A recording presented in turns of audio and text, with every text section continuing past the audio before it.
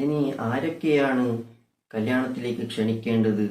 ദൂരത്തിലുള്ള കുടുംബക്കാരാണെങ്കിൽ അവിടെ ഒരു ഗൃഹനാഥൻ എന്ന് പറയുന്ന ഒരാളുണ്ടാകും.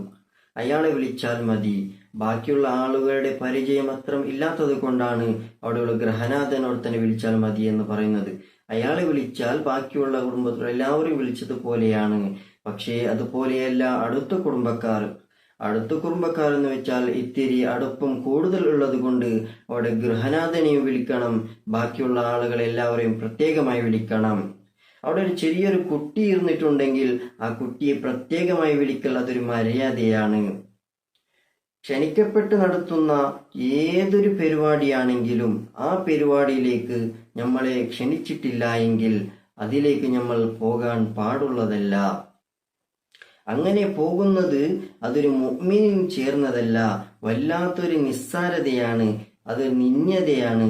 അതുകൊണ്ട് വിളിക്കാത്ത പരിപാടിയിലേക്ക് ഒരിക്കലും പോകാൻ പാടില്ല.